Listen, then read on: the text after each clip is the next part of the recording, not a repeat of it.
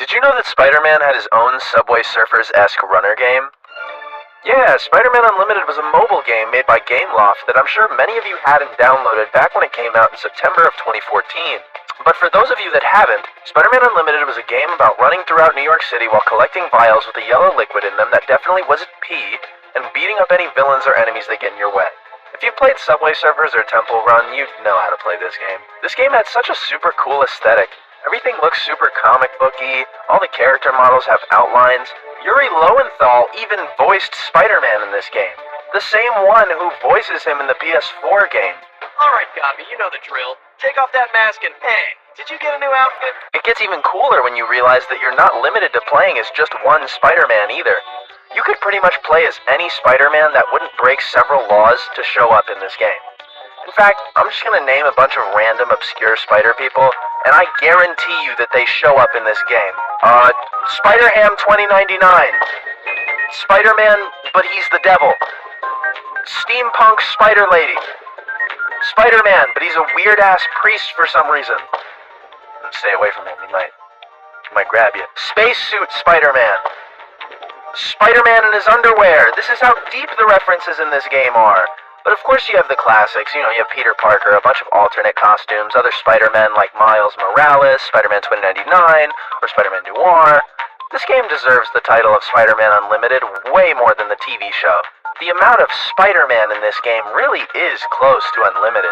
There's also a surprising amount of non-Spider characters, like Black Cat, Nick Fury, or Silver Sable, which is weird because they can still do all the Spider-Man stuff that you can do in this game.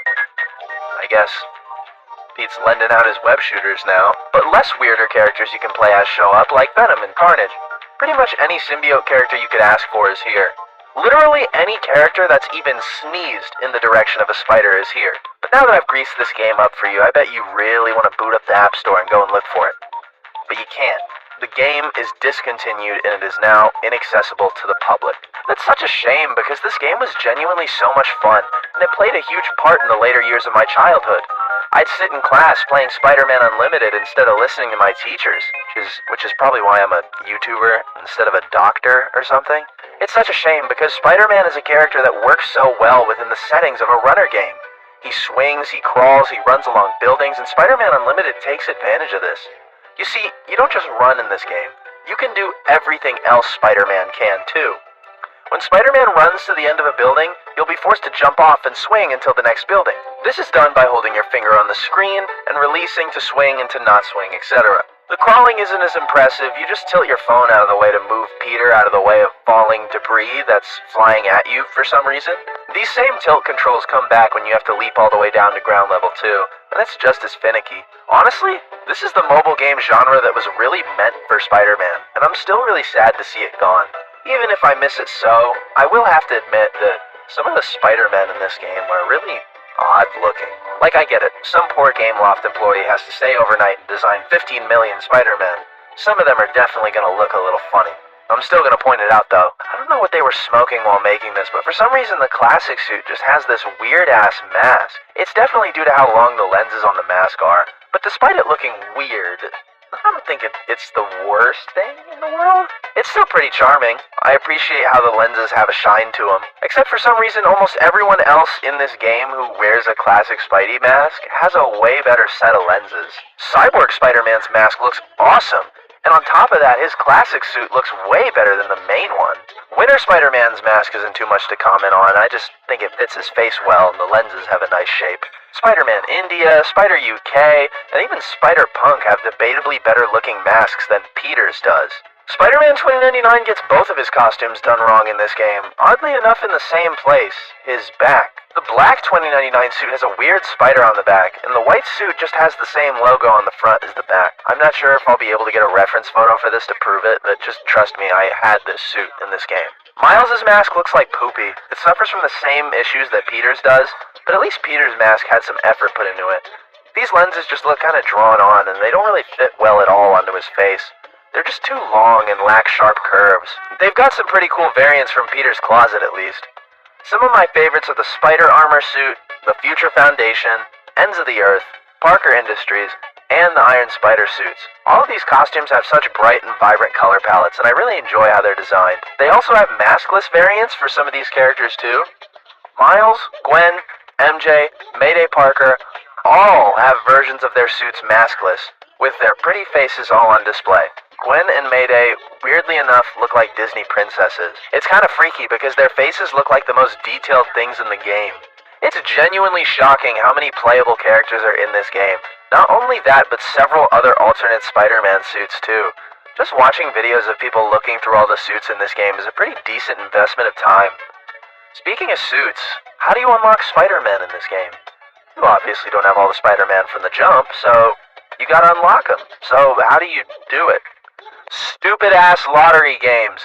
So essentially there's two forms of currency in Spider-Man Unlimited: piss vials and kidney stones, also known as ISO 8. These crystals are super hard to come across, and it'll cost you about 25 to 50 if I remember correctly to unlock a new Spider-Man. If I remember correctly. You could look into the pool and see what Spider-Man you could get, but you could never pick which one you wanted. If you got the one you liked, awesome. If you don't, the game says, fuck you, give me 25 more, or go outside and go get some. Or steal your mother's credit card. It's not like it was too hard to get ISO 8 when the game was popping. There were events that would happen that would correspond with ongoing real-world events involving Spider-Man. There was a Venomverse event that made it so the symbiotic characters I mentioned earlier could be playable. There was a Spider-Man Homecoming event too, which even spawned a real-life arcade cabinet that runs a heavily edited version of Spider-Man Unlimited. It features two skins that were added to Spider-Man Unlimited for the Spider-Man Homecoming movie release: the Stark suit and the Homemade suit. Also, this arcade game sucks. All you can do is press one button to move Spider-Man out of the way in time. I played it. I hate it. There was even an Infinity War event where Thanos was put into the game as a boss, along with the Iron Spider costume from the MCU movies. Guys, look. Spider-Man can beat Thanos in long-lost game Spider-Man Unlimited. So, sorry guys, Spider-Man solos. He solos. You know, he beat Thanos. He solo. But then after that, things went really quiet for Spider-Man Unlimited. A new Spider-Man movie was coming soon. One that looked like it was even more of a love letter to the Spider-Verse than even the mobile game itself was. But there were no events in sight for the game. I knew something was wrong, and I knew that this silence could mean the end for Spider-Man Unlimited. And I was proven right. Spider-Man Unlimited was quickly discontinued, and as far as I can tell, there was no reason given to the public either. And that's just depressing. This game shut down at a time where Spider-Man was on top of the world in terms of superheroes. He just got his first animated movie. The first installment in his AAA video game franchise just dropped. He was a huge part of the new Avengers movie. He was at the top of his game. There was a market for this game out there somewhere, and there were still many avenues gone unexplored.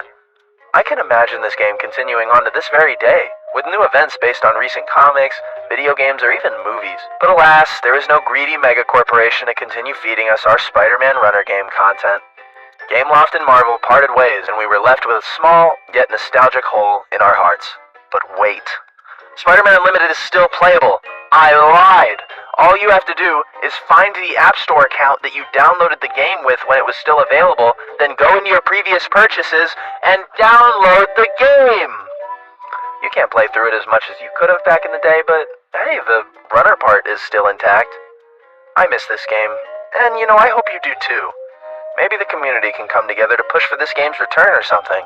It's not like there's a big movie coming out soon that would correspond heavily with the return of this game. But anyway, big return or not, I'm just glad I could talk about a game I loved. And hopefully